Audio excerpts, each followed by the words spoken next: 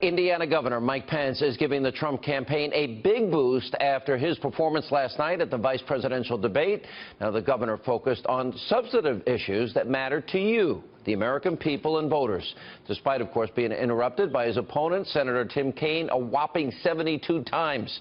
Now, the RNC has put together a video montage of all the instances where Kaine tried to cut in. It's over 4.5 minutes long. Here are just a few examples. Love Russia. You both heavy-handed approach. You both have said Vladimir Putin is a better leader than President. Elaine, thank you, Senator. You guys have praised Vladimir Putin as a great leader. How can they defend that? We do have besieged by crime. Elaine, these were Donald. He says, hold on a second. It's my time, Senator. Why did Donald Trump say that? We just never would. Why did he say that? Well, look, it's, you know, well, I would admit don't that's always not come out exactly the way he means them, but I'm telling you what other. Look.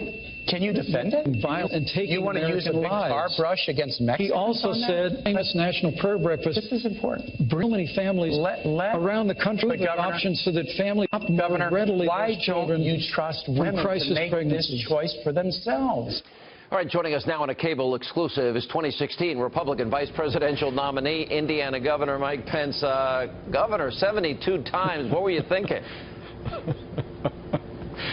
Hey, Sean, good to be with you from here in Pennsylvania. We just started our bus tour, and it's great to have a few minutes with you. Look, I was honored to be there, and I know some people say that we might have won the debate. I leave that to you and to others. Well, pretty much I think everybody, Donald Trump won the debate. Okay, but well, I think Donald Trump won the debate. I think Donald Trump's vision to make America great again won the debate. And I said that today at a rally in Virginia and tonight here in Pennsylvania. And I really think that vision for a stronger America at home and abroad, if we did any good last night, it was that we were able to communicate that vision and the clear choice the American people face. And I was frankly humbled and honored to be able to be there on his behalf. All right, both on Twitter and in speeches earlier today, Donald Trump was praising your performance. But yeah, you still have liberal media outlets that are saying, oh, there's Donald Trump's angry or so on and so forth. I don't believe the media, but I want to ask you, is there any truth to those reports? And did you talk to Donald Trump after the debate? I talked to him a couple times after the debate, and he just he couldn't have been more enthusiastic and more encouraging about congratulating me. And again, I have to tell you, I'm just so honored to stand with Donald Trump in this campaign. He has given voice to the aspirations and the frustrations of the American people like no American leader since Ronald Reagan, and to be able to be there, to be on that stage, and with my family all present and so many friends remembering us in their prayers, to be able to make that case was it was just a great privilege for me. He was excited about it. I was humbled by his encouragement, and we just got our head down here on the bus trail. I know he's out west and drew another big crowd today. We're just going to put our head down and keep working to drive that message about his vision to make America great again, and really the failed policies of Hillary Clinton and Barack Obama that have weakened America's place in the world, stifled America's economy, and they promise more of the same. We're going to make sure all of that is clear to the American people in the next 33 days. All right, so after 2 debates, it's very clear what the Clinton-Kaine strategy is. They want to dump the kitchen sink on Donald Trump, and what Donald Trump said 20 years ago, what Donald Trump said here and there and everywhere. The one thing that I think came out loud and clear last night is you weren't having any part of that. You were talking about substantive issues. And that means I don't think Hillary and Kaine can talk about the last 8 years with the economy when you have, you know, we've doubled the debt, we have the lowest labor participation rate, worst recovery since the 40s, 12 million more Americans in poverty, 8 million more on food stamps. How can they possibly defend that? Because they want to double down on that. And as you pointed out repeatedly, want to raise taxes, increase spending. So that's off the table, right? They can't talk about the economy, so that's why they're talking about Trump? Well, look, and don't leave out foreign policy. I mean, Hillary Clinton is the architect of the foreign policy of the Obama administration. I mean, literally, she travels the world, and And Americans are less safe today than the day that Barack Obama became president of the United States. The world is more unstable today.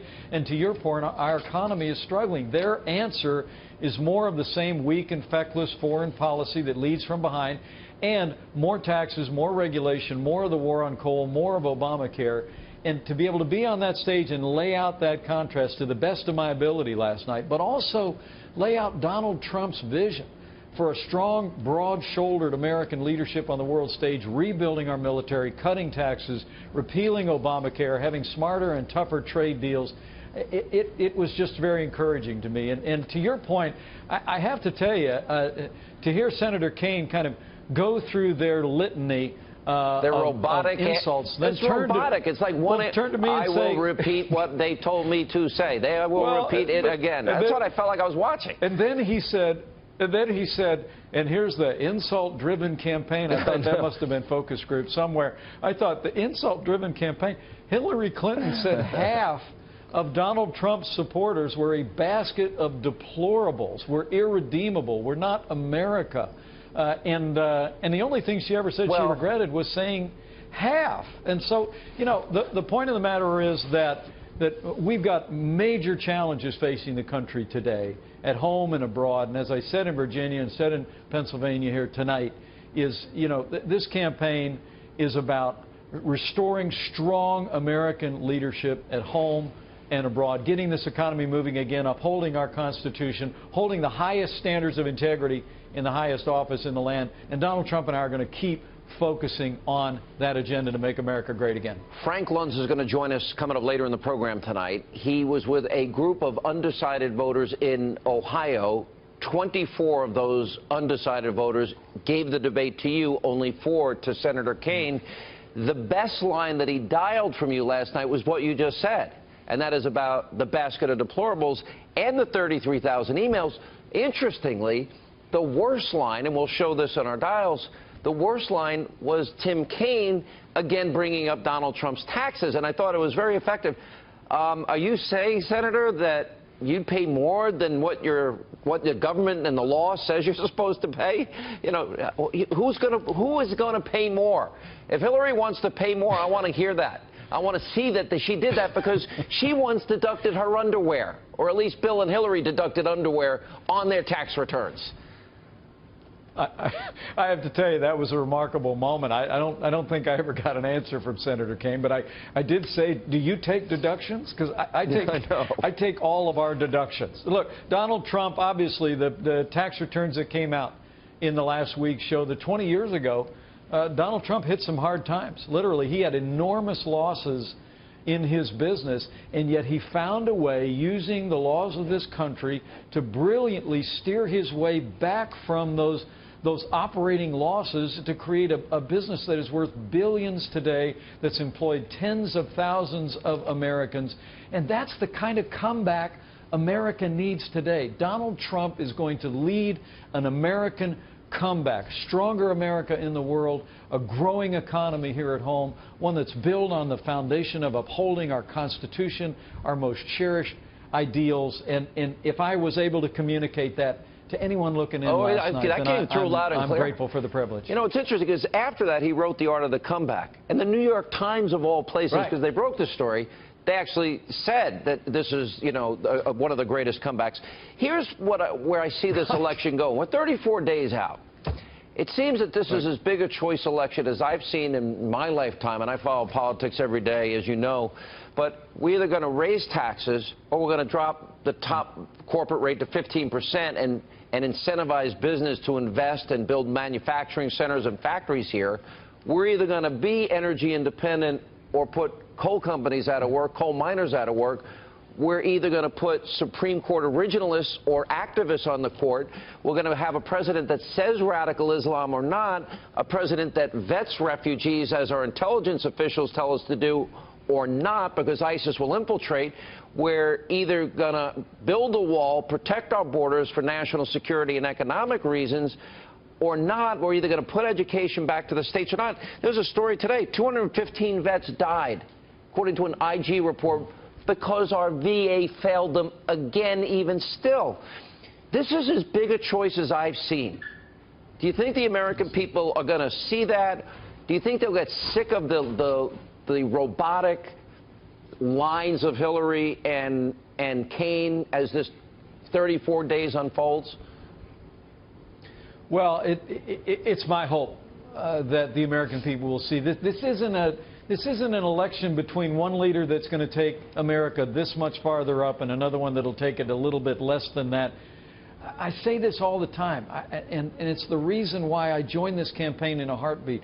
This is a choice between whether we're going to continue to go downhill to a weaker America on the world stage, to a struggling American economy, walking farther and farther away from our constitutional principles, or whether we're going to stop, turn around, and march back up the hill to a stronger America on the world stage, a stronger military, an economy that is growing, and constitutional principles that are adhered to and respected. I think it's a choice between up and down. And I have to tell you, the crowds that I see, the enormous crowds that come out for Donald Trump at every rally, the hundreds of people that come out to our rallies today in Virginia and Pennsylvania, are all evidence that there are more and more Americans every single day seeing that choice clearly, and they're going to choose to make Donald Trump the next president of the United States of America. Isn't one of the most important decisions any executive makes is the people that they hire and put around them?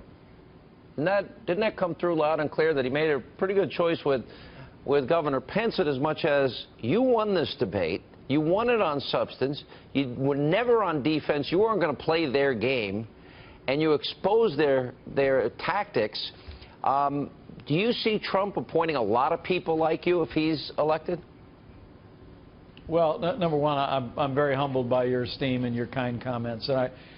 But look, there's no question the way he's led in business is because he has the capacity to draw around him women and men of enormous caliber and enormous ability. I'm humbled to be a part of this team, but I'm just a part of a world-class team, and if we have the privilege of serving, I promise you it's going to be men and women of extraordinary ability, extraordinary intellect. Just like he led that incredible comeback in his business, he's going to lead a great American comeback for all of the American people. And Governor, I couldn't be more humbled or honored to be a part of it. We better reverse this decline. We're in deep trouble. Anyway, good to see you, Governor. Great job last night. Thank you.